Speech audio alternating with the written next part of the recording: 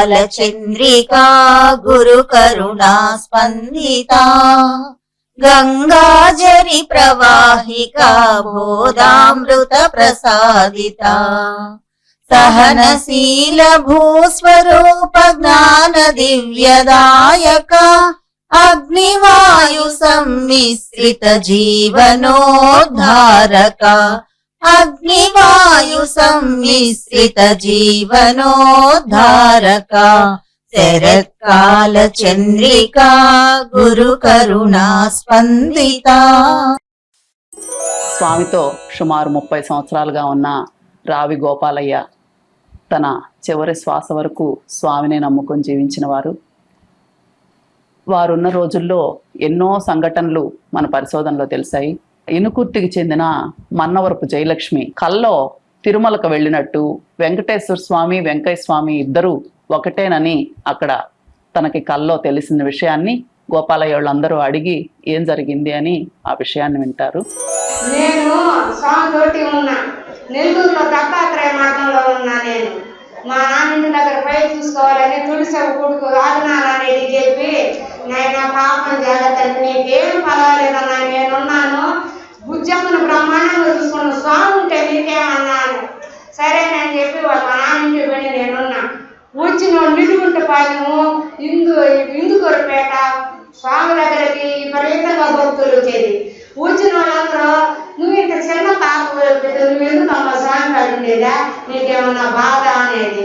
అవును నేను బాగానే ఉన్నా కదా, నాకేం బాగలేదు కదా అన్నట్టు వీళ్ళందరూ అడుగుతాము, నేను ఎందుకున్నాను అనిపించింది నా మనసులో.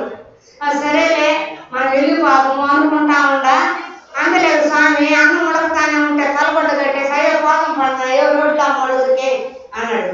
అప్పుడు గోపాల స్వామికి భుజమా నువ్వు బలేదు ఆయన తల్లి పాదం అన్నా నేను ఉండను, స్వామి ముందుగానే పెట్టేసిన మాట పోయి మీద అన్నం ఉడకుతుంది అన్నాడు. అయ్యో వెనకుండే వాళ్ళు ఇచ్చుతారండి మన బస్సు బాధ్యత మనం బాధం అన్నాడు. అందరూ వెనక అన్నం ఎత్తుకొని వస్తాం, ముందు అందరూ మోటార్లు ఎత్తుకొని పోయామా, బస్సు ఎక్కామా. మా ఊరు పక్కన స్కూలు పాటి స్కూల్ పెట్టింది, ఆ స్కూల్లో దిగాము. అయినా కూడా నన్ను ఇంటికి బాగొద్దని చెప్పాడు స్వామి. ఊళ్ళో ఉన్నా కూడా ఇంటికి బాగొద్దమ్మా, నా దగ్గరే ఉండాలని. నేనేం చేశానంటే వాడు సామాన్ అంతా సర్దుకుంటామలే మన ఎందుకు చెప్పకుండా వెళ్ళిపోదామని చెప్పి నేను వాళ్ళకి చెప్పకుండా చల్లగా మా ఇంటికి వెళ్ళిపోయినా. ఇంటికి వెళ్ళిపోయాకి మా నాన్న పన్నిట్లో కూర్చొన్నాడు, నన్ను చూడనే లేదు. అందరూ మాట్లాడుతూ ఉంటారు, ఆయన వ్యాపారం చేసేది 10 మంది వచ్చేది. మా వదిన మంచినీళ్ళకి పోయింది, మా అమ్మ చేలు కూలోని తీసుకోపోయింది. లోపలికి పోయిన తర్వాత ఎవరితో లేదా లోపలికి పోయి కొనుక్కొని నిద్రపోయిన తర్వాత వాళ్ళు సామాన్లన్నీ సొత్తుకుంటా వాళ్ళు నన్ను మర్చిపోయారు.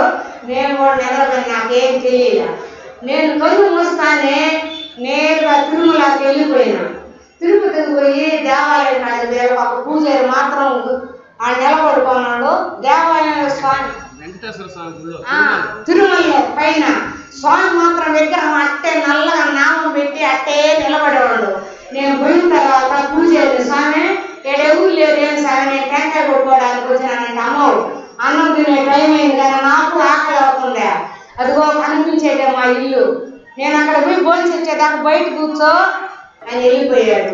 ఆయన పోయిన తర్వాత నాకేమనిపించింది అంటే ఇప్పుడు ఎవరు లేదులే, ఇక్కడ ఎవరు చూస్తారు, స్వామి కాళ్ళు పట్టుకొని దండం పెట్టుకొని మళ్ళా బయట వచ్చి కూర్చుందాం అనుకోని లోపలికి పోయినా.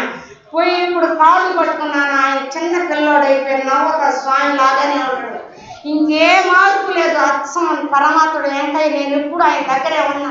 ఆయన్ని చూసినట్టు అట్టే నా సాయి చూసి నవ్వుతాడు, గమ్ముగా పగ నవ్వుతా ఉంది పక్కన. కానీ ఏనమ్మా ఆ వెంకయ్య ఈ వెంకటేశ్వర్లు ఎవరు అనుకున్నావు నువ్వు? ఆయనే ఈయన ఎక్కడ కలుసుకుంటే అక్కడ పరమాత్ముడు వెంకయ్య అని.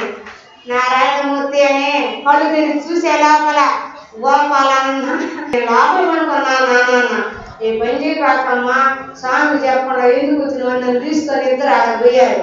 ఆడకు పోయి అది నిలబడ అమ్మ ఈమంతా కనుక్కొని వచ్చేసిందయ్యా, అందుకు ఆమె ఇంటికి పోయిందని. భుజమ్మ ఏమనుకొని వచ్చి నువ్వు అని గోపాలన్న తొలిసావా అందరూ ఇట్లా తిరుగులా పోతే స్వామికి అయిపోయిందంటే అమ్మ ఎప్పుడు ఆ పని చెప్పాక ఆయన ఈయన ఎక్కడ తెలుసుకుంటే అక్కడ ఏ రూపంగా స్వామిని స్మరించుకుంటారో ఆ రూపంలో పరమాత్ముడు కనిపిస్తాడు. ఎప్పుడు ఆయన వేరు ఇది వేరు కాదు అని చెప్పారు. పెనవర్తికి చెందిన చిట్టమూరు కాంతమ్మ రమణారెడ్డి కుమార్తె దేవిరెడ్డి ప్రతిమ తాను వాళ్ళ అమ్మతో కలిసి 9 నెలల పాటు స్వామి దగ్గరే ఉన్నదని, అప్పుడు ఎన్నో సంఘటనలు తాను ప్రత్యక్షంగా చూసి మనకి ఎన్నో విషయాలు చెప్పారు. ఈ కాంతమ్మ స్వామి దగ్గర ఆశ్రమం కట్టాలని, గొలగముళ్ళలో ఆశ్రమం ఏర్పాటు చేయాలని చాలా తీవ్రంగా తపనబడి స్వామిని పదే పదే అడగటం. ప్రస్తుతం ఇప్పుడు దారాలు ఇచ్చే స్వామివారి పూరిళ్ళు కాంతమ్మోళ్లే పూనుకొని ఆ రోజు శంకుస్థాపన పెనవర్తి నుంచి ఒక ఐవారిని తీసుకొచ్చి శంకుస్థాపన చేయించారని ఇలా ఎన్నో విషయాలు ఈ ప్రతిమ గారు గుర్తు చేసుకున్నారు. స్వామి అత్త వాళ్ళ ఇంటికి వస్తుండేది, పోతుండేది, ముద్దు మీద వచ్చినప్పుడు మేము పోతుండేది, చూస్తుండేది, దండం పెట్టుకుంటుండేది. చిన్న వయసు కదా, అదే వద్దు వేస్తే దాంట్లో గీత తీసుకునేది, అది పెట్టుకునేది, అట్లా ఉండేది. నాకు ఒక వయసు అంటూ వచ్చిన తర్వాత స్వామితో పడుతుంది. అత్తగారి పేరమ్మా శ్యామలమ్మ రమణారెడ్డి, వాళ్ళ ఇంటి పేరు దేవిరెడ్డి. దేవిరెడ్డి శ్యామలమ్మ రమణారెడ్డి.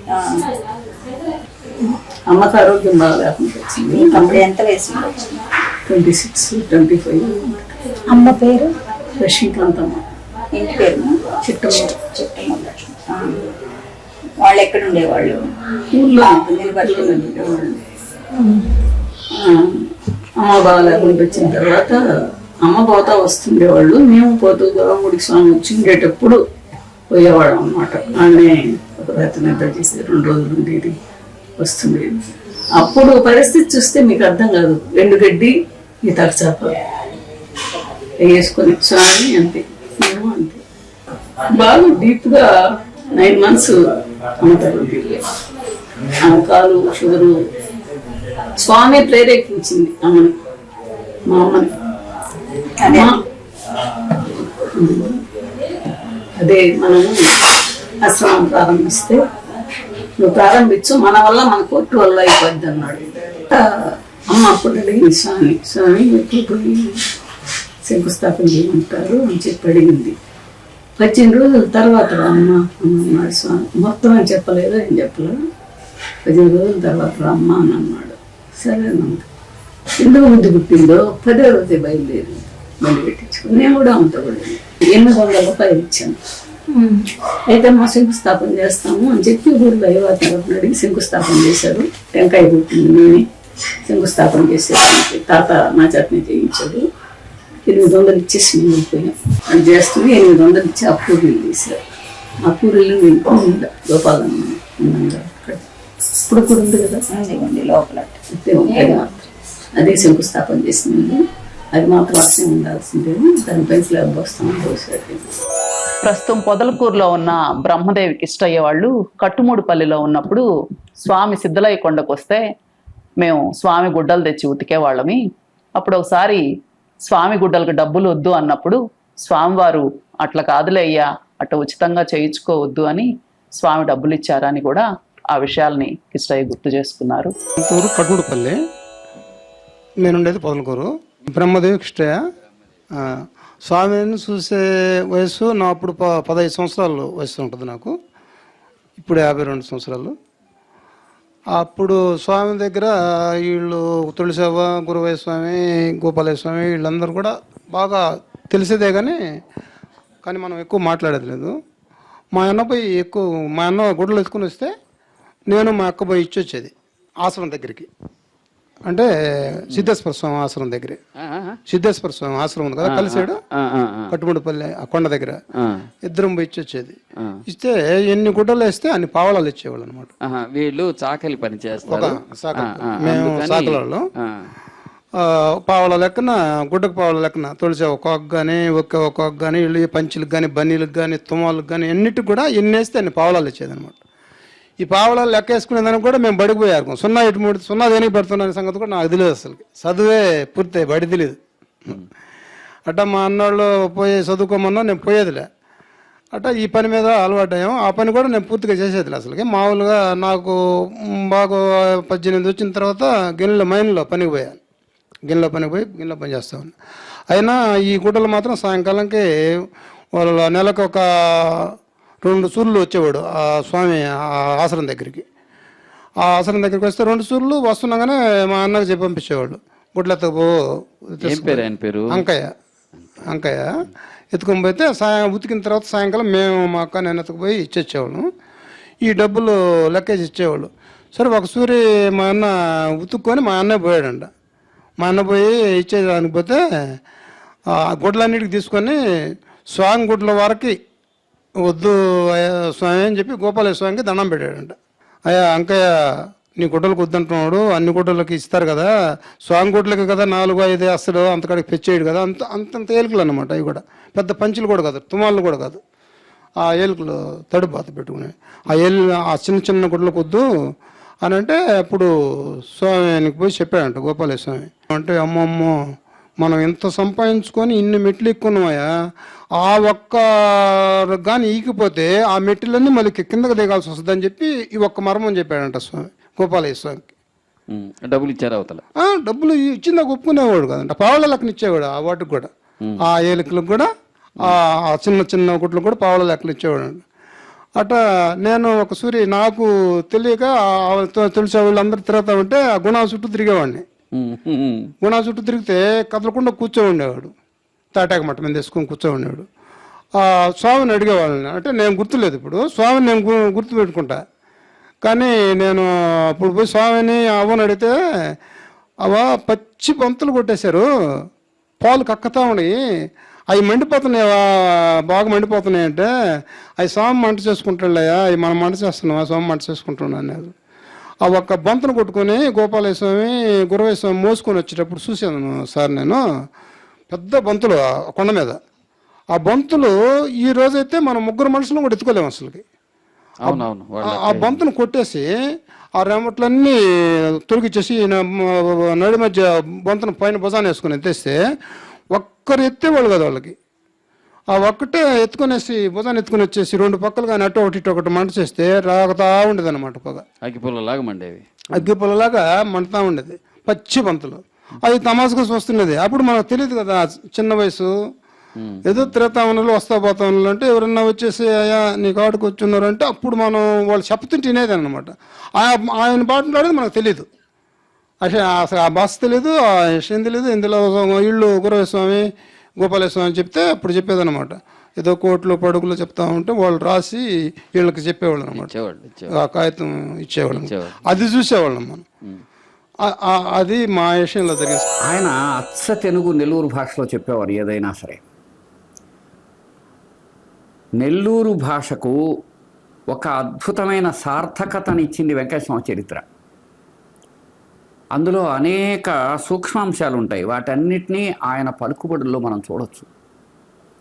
అవి వ్యవసాయానికి సంబంధించినవి, జీవితానికి సంబంధించినవి, ఇలాంటివి ఎన్నో ఉన్నాయి. అంతేకాకుండా ఆయన ఏం చేసేవారంటే తన ఎదుట ఉండే ప్రకృతితో, విశ్వాంతరాళంతో, అంతేకాదు అట్లా గాలికి అల్లాడే చిన్న ఆకుతో, ఎగిరే పక్షితో, సమస్త జీవులతో మమేకమై అలా ఉండేవారు. ఒకసారి మనం స్వామివారి దగ్గర ఉండగలిగాం, కొంచెం ఎక్కువసేపు ఉన్నాం. ఆ రోజు నేనేం పెట్టుకున్నా అంటే, ఎట్లా అయినా ఆయన గాఢమైన సమాధినిష్ఠుడై ఉన్నారు. అప్పుడు కనుగుడ్డు ఏమన్నా కదలుతుందేమో చూద్దామని 5-6 గంటలు చూస్తే, మామూలు మానవులు ఎవరైనా కన్ను మూసుకుంటే కనుగుడ్డు కదులుతుంది, కదలనే లేదు. అది అట్లా ఆగిపోయిందనమాట. కనుగుడ్డుతో సహా సృష్టితో గొప్ప తాదాత్మ్యం చెందిన ఆ సత్పురుషుణ్ణి, ఆ సమాధినిష్టను, ఆ జ్ఞానపూర్ణతను, ఆ విధంగా భగవంతుడు మానవాకారం ధరించి వచ్చినటువంటి అటువంటి ధర్మమూర్తిని, తపస్సును మనం చూడగలగడం ఎన్నో జన్మల ధన్యత, స్వామివారి కృప, మన ఆరాధ్య దైవమైనటువంటి సద్గురుదేవుడి అనుగ్రహంగా మనం భావించవచ్చు. చదువు అని భాగవతం ఒకటి చెబుతుంది. ఆ చదువు తెలిసిన వారు వెంకయ్య స్వామి. ప్రాచీన చదువు, మహాత్ముల చదువు, ప్రాచీనులైనటువంటి మహానుభావులు ఎరిగినటువంటి విద్య ఆయనకు తెలుసు అని.